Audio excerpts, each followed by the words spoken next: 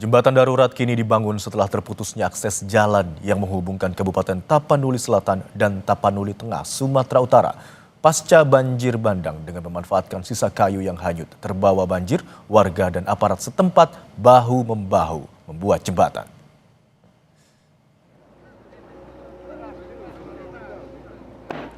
Pembangunan jembatan dilakukan agar dapat mempercepat pasokan bantuan terhadap para korban yang tempat tinggalnya tak bisa dijangkau lantaran terputusnya akses jalan.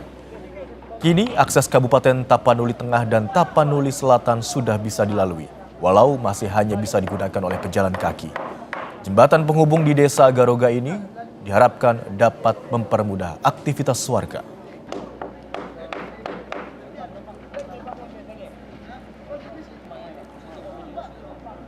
Lalu bagaimana perkembangan proses penanganan bencana di wilayah Sumatera Utara akan disampaikan oleh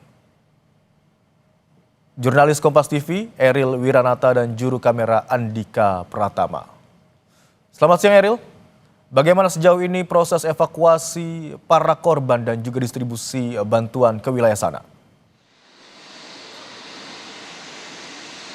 Ya Imron dan saudara, bahwa hingga saat ini dari BNPB yang dimana sudah memasuki dari tanggap darurat hari keempat di Sumatera Utara sendiri, yang dimana dikatakan bahwa di Sumatera Utara yakni sebanyak 172 korban jiwa dan juga masih banyak korban hilang. Namun hingga saat ini dari BNPB pun melakukan pendistribusian, lalu juga melakukan pembukaan jalur yang dimana titik fokus utama pembukaan jalur yang berada menuju Sibolga dari Tapanuli Tengah, yang dimana memang dikatakan masih terputus untuk melakukan pendistribusian, yang dimana dikatakan sebelumnya sudah membuka jalur sejauh 30 km.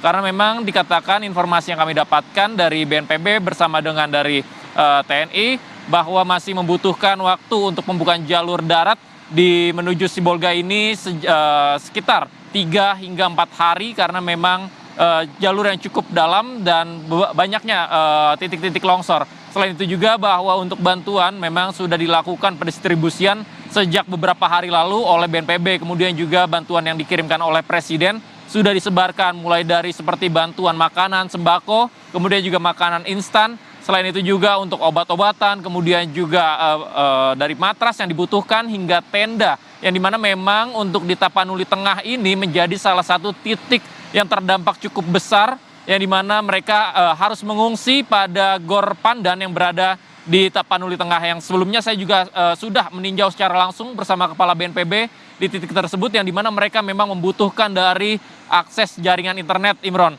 yang dimana sangat sulitnya jaringan internet, kemudian juga listrik terputus di Tapanuli Tengah, kemudian juga di Sibolga juga hingga saat ini masih sulit, sehingga mereka kesulitan untuk mendapatkan informasi. Dan dalam hal inilah dari BNPB kemudian juga dari pemerintah pusat memberikan bantuan berupa bantuan dari jaringan internet, sehingga dapat mempermudah untuk komunikasi secara darurat, yang dimana nantinya memang dari BNPB pun akan berkoordinasi dengan stakeholder seperti dari PLN dan Komdigi untuk memperbaiki dalam kedepannya terkait dengan jaringan komunikasi. Kemudian juga untuk matras kemarin sudah diberikan kepada beberapa titik. Dan selain itu juga bahwa memang fokusnya terkait dengan pembukaan jalur pada jalur yang berada di desa Koting, yang dimana memang masih cukup tertutup dari longsoran. Selain itu juga memang dikatakan bahwa dari beberapa waktu lalu dikatakan masih adanya penjarahan yang dilakukan karena memang kepanikan dari masyarakat terkait kurangnya logistik ataupun yang dibutuhkan. Namun dari hal inilah dari pemerintah melakukan secara berkala untuk pemberian logistik, yang dimana dikatakan bahwa memang hambatannya karena ini masih melalui udara, sehingga digunakan helikopter yang dimana memang membawa tidak cukup banyak, sehingga dilakukan secara berkala, Imron. Dan dimana Sibolga ini kan memang masih terputus untuk jalur daratnya, sehingga dilakukan melalui udara dengan beberapa sorti. Kemudian juga dikatakan bahwa hari ini dari BNPB sudah berkomunikasi dengan TNI Angkatan Laut untuk mengerahkan 2 KRI-nya dari Jakarta untuk mengirimkan logistik. Tentu saja dengan KRI inilah agar logistik lebih besar diberikan, yang dimana memang untuk masyarakat ini cukup berdampak besar. Di Tapanuli Tengah sendiri pada satu daerah pengungsi yang berada di Gor Pandan ini sebanyak 1.000 lebih. Imron. Pembukaan jalur darat masih terus dilakukan, saat ini sudah berhasil dibuka 30 km. Lalu bagaimana langkah yang dilakukan oleh pemerintah untuk mengakses keterbatasan jalur termasuk listrik dan juga jaringan komunikasi, Eril? Ya Imron dan saudara, bahwa baru saja disampaikan pada saat konferensi pers dari BNPB sendiri bahwa ia sudah berkoordinasi baik dengan TNI, kemudian juga dari Komdigi, kemudian juga dari PLN dalam hal ini untuk mempercepat dari proses perbaikan. Namun memang fokus utamanya masih terkait dengan pembukaan distribusi jalur darat. Tetapi memang tidak hanya jalur darat saja, melainkan jalur udara yang seperti saya katakan sudah dikirimkan baik dari helikopter, kemudian juga pesawat karavan, dan hari ini sudah diarahkan untuk KRI sebanyak 2 dari Jakarta, karena memang KRI ini dapat mengangkut lebih banyak, Imron, untuk logistik tentu saja, karena memang kebutuhan masyarakat yang berada di Tapanuli Tengah ini dan Sibolga ini cukup banyak, sehingga hal inilah yang menjadi fokus utama untuk memberikan support, karena memang ini sudah masuk dari hari keempat tanggap darurat yang berada di Sumatera Utara. Imron.